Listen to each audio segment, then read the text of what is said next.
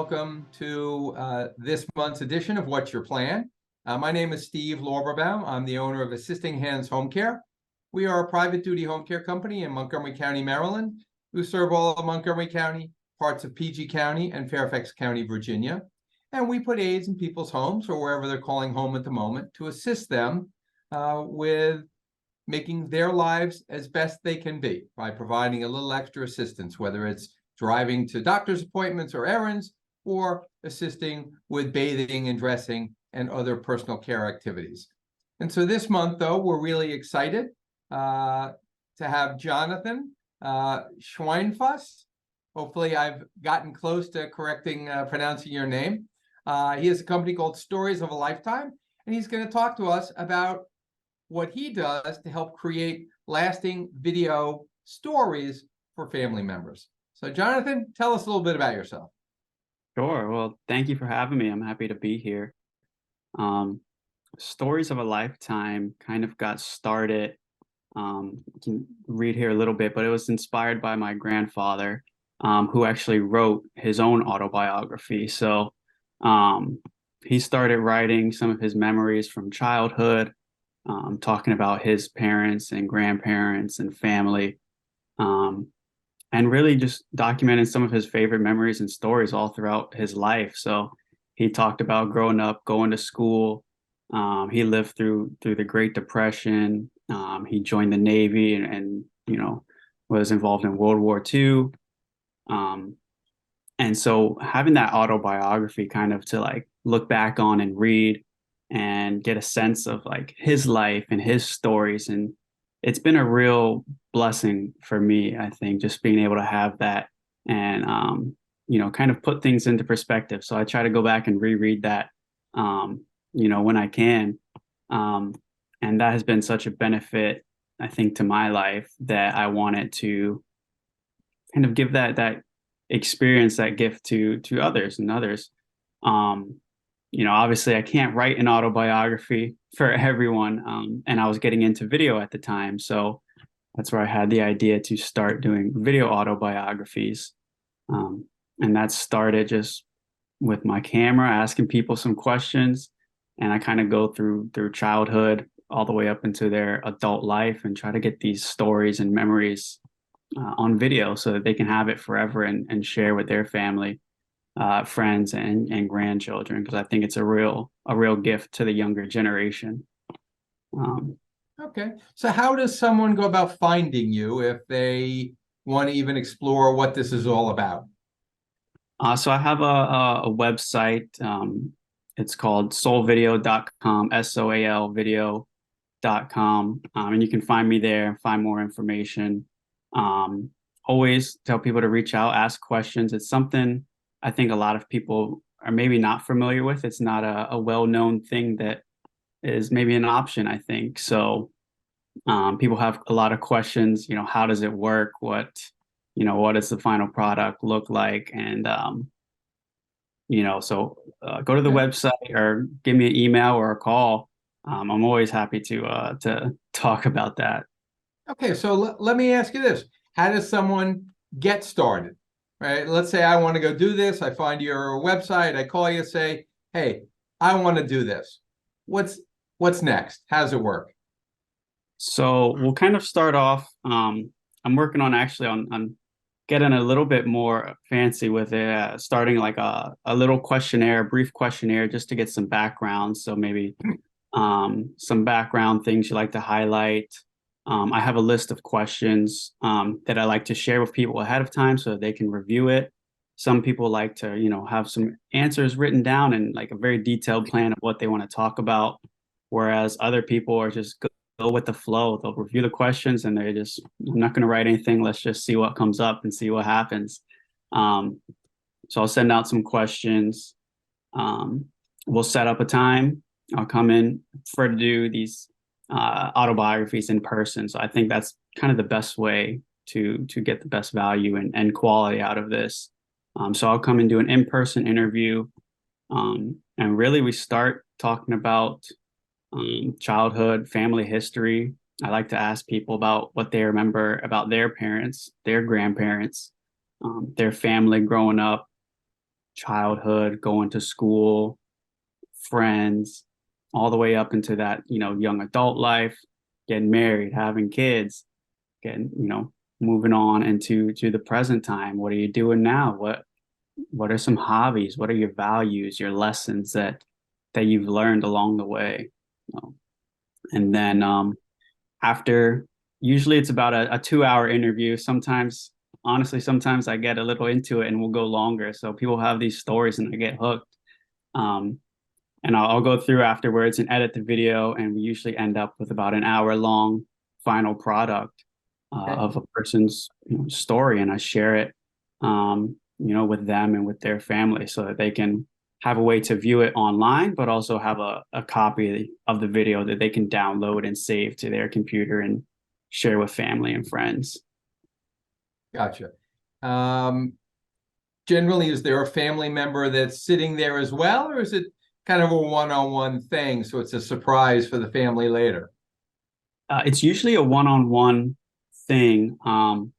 It's not usually a surprise. So usually it's a person's child that's kind of getting this for them. They want to have their stories, documented and a way to remember. So typically I find it better actually when it is one-on-one. So sometimes I'll have a family member maybe in another room, or they'll just step out and run some errands while we're doing the interview.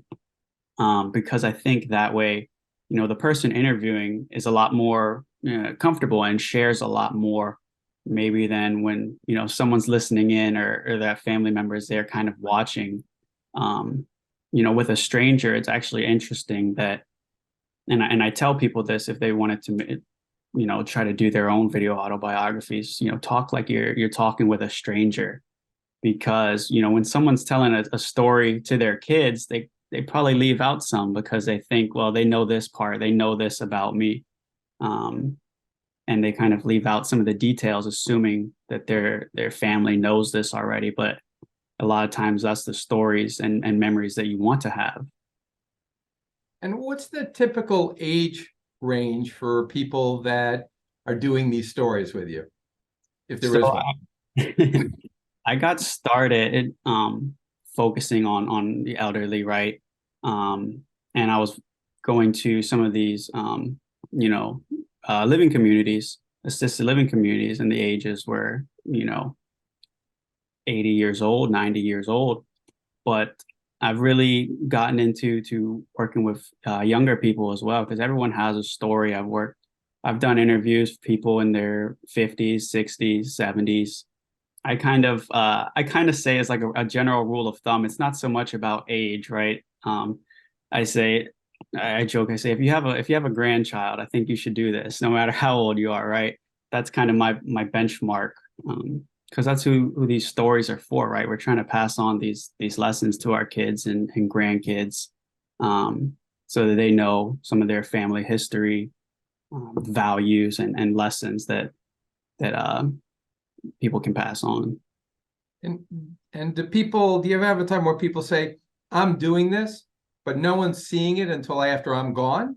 Or is it they want people to share it with them while they're alive? I haven't run into a situation like that so far. It's not hard to imagine, I guess, when people say things or in that scenario. But typically, like I said, it typically is the family members who are wanting this autobiography, right? So they're contacting me to do an interview with their parents who are older. So they know what's going on and they want to see the final product. They want to see some of these videos. And then you watch it, and it's something that you have forever and can show the grandkids or kids when they're old enough. Gotcha. Okay, so thus far, no true confessions about murders or or incest or No, we keep it pretty lighthearted. There's definitely people that they talk about some of the struggles that they've gone through and the traumas, but and it can get emotional, I think, for a lot of people. I mean, you see some of these towards the end, especially a lot of these people, they open up and you can see sometimes they're choking up a little bit because they're telling these stories and, imagining one day when their grandkids are old enough to hear this and listen. So it's a good experience, but yeah, nothing crazy too so far. Good. So do you have any favorite story, without revealing who it was from, that, just really touched you in a particular way? I've done so many, it's hard to pick just one. I think some of my favorite ones are from the veterans I've interviewed, who served in World War II. A guy who was in the Navy, he was a part of you know, bringing all the troops home after the war. So he had talking about these ships that were just makeshift bunk beds because they're bringing back thousands of soldiers um, back from Europe and bringing them back to the States. I've interviewed one guy who told me the story of he was 17 and had dropped out of high school and hitchhiked to the recruiting station and enlisted in the Air Force to join the war. So it's really just kind of, very inspirational and honorable stories like that. And then seeing how, people have gotten through some of the struggles that they've lived through and really risen above it. A woman I interviewed grew up during the Great Depression, told me about making dresses out of old bags that the chicken food came in. They made dresses out of this, and then to hear her talk about where she's at now and how far she's come, and it really gives you hope and a lot of inspiration. Gotcha. Great. And do you have a geographic area that, since you're driving to people's homes, that you kind of typically work in? Yeah, so I'm based in Northern Virginia, and I kind of go all around the Alexandria, Arlington, Fairfax, McLean, Tyson's area, and into even parts of maybe but Bethesda or Montgomery, Maryland. Obviously, DC is very close, so in this area, there's kind of a lot around in a very short distance, right? Depending on traffic, of course. Right. But yeah, so the Northern Virginia, DC, Maryland area is all pretty open for me. Gotcha. Is there a particular time of year where you see people getting more nostalgic or want to do this? Is it like around the holidays? Well, it has been busier the past few weeks, since probably the end of October. People starting to think about it. A lot of it comes it's kind of spread out because a lot of people want it as a birthday gift for their parents. So that kind of spreads it out. But I've done, multiple in this past month or two, just because it is getting into the holiday season. So they want a holiday gift. So that definitely picks things up as well. But I think with birthdays, it's pretty good spread out around the year. And how long does it take from start to finish? I find your website, I call you up and say, Jonathan, I want to go. How quickly do I get the finished product that I can then use for a birthday gift? So once we do the interview, depending on when that's scheduled, and it's usually about 2 weeks to edit it. So I'll go through the video, edit it, make it fancy. It can depend. I have some options where people can add some family photos if they have photos that they want to talk about. So if I'm adding photos to the video, that might take a little bit longer, and just things like that. But generally, it's about 2 weeks after the interview is complete, we'll get a final product. Okay.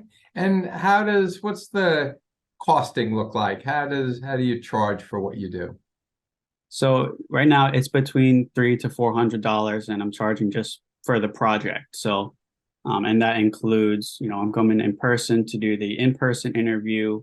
That's usually about an hour or two, and then all of the editing that comes afterwards, creating that final product that's going to be sent out and shared with the family. And like I said, I have a few different options if people wanted to add family photos. Sometimes it's good to have subtitles at the bottom to read along with if it's needed. So that's an option as well. We have generally in that range. Gotcha. Okay. Do you have any folks that you need a translator for because they're from the old country and they want to share their story, but they are not English speakers? Does that ever come up? Well, so far, no, because I'm pretty upfront with people, and if it's got to be kind of an English language interview, I'm not gonna, I want it to be a good interview, so I got to be honest with people if you're not capable of doing an interview in their language or something like that. So, yeah, no, I'm sticking with the English for so far. Gotcha. Okay, excellent. Is there anything that I have not asked you that you think people need to know about in order to be able to get in touch with you and do this? Um, I think just kind of the reasoning, maybe why behind it, right? Because it's not something that a lot of people might think about or consider almost until it's too late. It's one of those things that a lot of people saying that I've talked to, even they say, "Oh, I wish I had done that for my parent or my grandparent," um, and just kind of urging people to think about these opportunities to get these stories and memories proactively while they have the time. Um, a lot of people as well. I'll interview someone, um, probably on the younger side in their 60s or 70s, and they're telling me, I'm not that old. I don't need to do this. Why is my kid having me do this? Right. Um, and I say it's take the opportunity and tell the story. It's not about age. It's about, sharing your stories. It's not something that's only for old people or in their 80s and further, right? It's any age can share their story. So, Gotcha. yeah. Okay. Yeah, I know both my parents passed away, and so I know very little about the stories of my parents, or because they didn't share any of the bad things they did when they were growing up. They only shared the halo-worthy stories. But I also know even less about my grandparents and where I came from. So this would be a great thing if you do it at the right time. You get to know a little bit about your family history and some of the stories that you hear about only after someone's passed away, and and the friends come up and say, you know what your dad did. And I had a number of those, which were fun and amusing, but it would have been great to have had him tell the stories in his own way, even if I didn't get to see them until after he was gone. So I think this is great.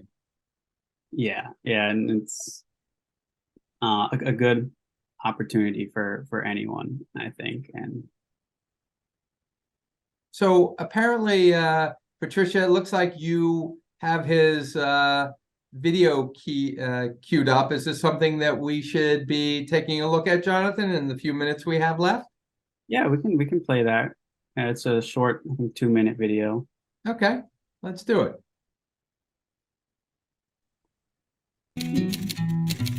Okay, here we go. My full name is Joseph Morgan Johnson. My name is Winnie Silverson. Oh, my name is John Joseph Silverson. I'm John Alford. I was born in Rotan, Texas, October 27, 1925. And I graduated from high school in June. I enlisted in the Navy in July 14th, 1943. And I was born 4 April 1934. So 444, most of my magic numbers. At that time, as a female teacher, nurse, or secretary. Well, my mother and father were nurses. My sister became a nurse. My best friends became nurses. But I wouldn't touch nursing with a 10-foot pole. We lived in a small town of about six families or so. When I turned 17, I left home in high school, and I hitchhiked to the recruiting station about 40 or 50 miles from home, and I joined the Air Force. Well, I was born in Dallas, Texas. We had our first child. We timed it so that she was born just when my wife finished her degree. And so after we had 2 girls, I said, well, I suppose that's it. She said, well, I don't know. So we ended up with 5 kids. So, yeah.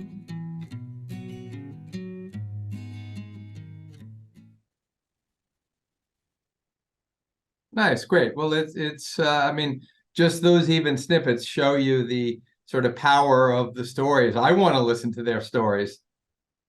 Yeah, it's definitely honestly, it's a lot of fun doing these interviews and hearing these stories, and it's a big benefit to me, which is why I think it's so important for people's kids and grandchildren to get these stories as well.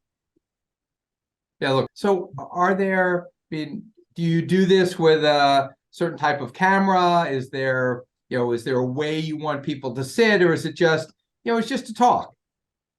Yeah, it's really just me and one camera and microphone. I try to keep it a small setup because, especially with seniors, you want everyone to feel comfortable.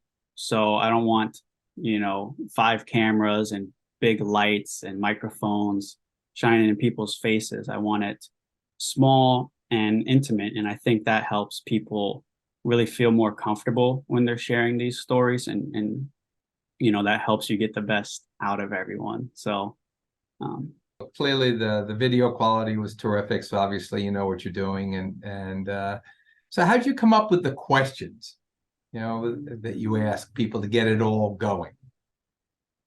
it's just I kind of just was like, what are some of the general questions? If I had an hour or 2 hours to know someone's life story, what are the milestones? What are the big questions that we want to hit? And I just brainstormed probably 50 questions that I could, and kind of refined the list from there.